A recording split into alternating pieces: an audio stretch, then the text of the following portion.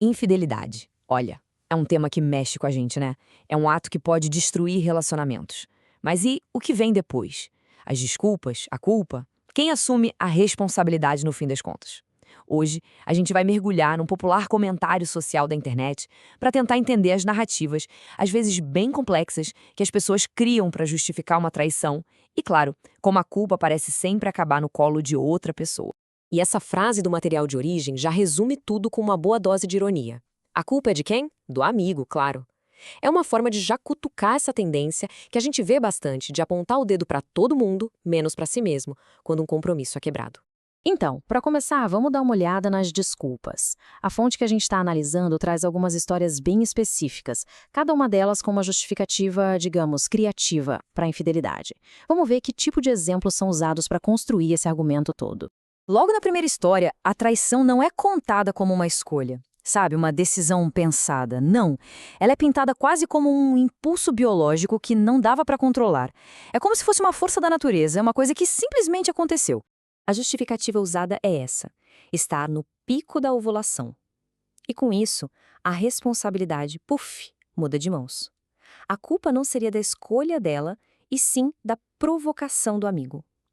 Nessa versão da história, ele que teria se aproveitado de um momento de vulnerabilidade hormonal, ou seja, o culpado é ele. Agora a coisa fica curiosa. A fonte apresenta um cenário onde ter um parceiro bom, estável, gentil, vira um problema. A perfeição, nesse caso, se torna o grande defeito do relacionamento. A lógica aqui é a seguinte: o parceiro era perfeito demais, mas não conseguia dar conta do fogo dela. E isso teria levado ela a procurar essa intensidade em outro lugar. Percebe como a culpa é toda redefinida? Não se trata de quebrar um compromisso, mas de uma suposta incompatibilidade. E todas essas desculpas, no fim das contas, levam a gente para o centro da discussão: a transferência de culpa. Vamos ver como esses exemplos se conectam a um argumento maior, um argumento sobre responsabilidade pessoal ou a falta dela. Olha só essa tabela, que interessante. Ela resume direitinho o X da questão que a fonte identifica. É essa tendência de tratar a infidelidade como algo que acontece com a pessoa e não como uma decisão que ela toma. Para cada desculpa, o comentário original dá um contraponto, trazendo o foco de volta para a escolha e para o compromisso assumido. Mas se a gente achava que a coisa era complicada, agora o negócio fica sério, de verdade. O próximo exemplo é uma história onde as consequências da traição foram escondidas por anos. Uma família inteira foi construída em cima de uma mentira até a hora da revelação. E quando a verdade finalmente vem à tona, a fonte destaca uma coisa impressionante. A reação dela é de raiva. Só que essa raiva é direcionada ao marido, por ele ter ido embora. A indignação não é sobre a mentira que ela sustentou por anos, mas sobre a reação dele ao descobrir tudo. É nesse ponto que a análise joga a pergunta de volta, questionando essa narrativa de vítima. A pergunta que fica no ar é: quem foi covarde nessa história? A pessoa que decide ir embora depois de descobrir uma mentira desse tamanho, ou a pessoa que sustentou essa mentira por tanto tempo? Ok, a traição foi descoberta. E agora? O que vem depois? A fonte mergulha um pouco na psicologia da situação e faz uma distinção muito importante entre duas reações que a gente costuma confundir: remorso e arrependimento. O argumento aqui é que muitas vezes o que parece ser arrependimento, na verdade, é remorso. Não é a dor genuína por ter magoado o outro. É o pânico pelas consequências pessoais. O medo de perder a vida confortável, o status, a segurança. O foco, segundo essa visão, está no próprio ego e não na empatia pelo parceiro.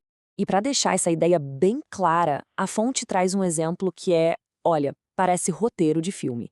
É a história de alguém que diz ter superado o próprio erro de um jeito bem simples, se perdoando. Simples assim, sem nenhuma menção a tentar reparar o dano causado. O comentário chama isso de o cúmulo da audácia. A ideia aqui é que esse auto-perdão não significa nada se não houver um reconhecimento da dor que foi causada em outra pessoa. Seria só uma forma de fugir da responsabilidade em vez de encarar. E essa frase resume a ideia de forma brutalmente honesta. A tristeza que aparece depois da traição, muitas vezes, não seria pela perda da pessoa, do parceiro. Seria pela perda da estabilidade, da segurança, do estilo de vida que aquele relacionamento proporcionava. E, finalmente, a análise pega todas essas histórias individuais, esses casos, e usa tudo isso para construir uma conclusão bem ampla, quase uma tese geral sobre como estão os relacionamentos hoje em dia. É aqui que vem a alegação mais provocadora de todo o material. A afirmação de que 90% das mulheres hoje são infiéis. É um número jogado assim, sem fonte, com a clara intenção de chocar e de reforçar a ideia de que existe uma crise geral de lealdade. Segundo essa visão, toda essa dinâmica teria criado um ambiente de desconfiança, de medo, que mudou completamente o jeito como as pessoas encaram o compromisso. A traição não seria mais uma exceção, mas quase uma regra do jogo, uma expectativa que já molda como os relacionamentos começam e terminam. No fim, tudo isso deixa a gente com uma pulga atrás da orelha, né? Quando histórias tão pessoais, tão íntimas, viram argumentos públicos sobre a sociedade inteira, como é que a gente consegue separar o que é uma explicação de um comportamento e o que é puro julgamento? O que começa como a história de uma pessoa pode acabar virando um símbolo para um debate muito, muito maior.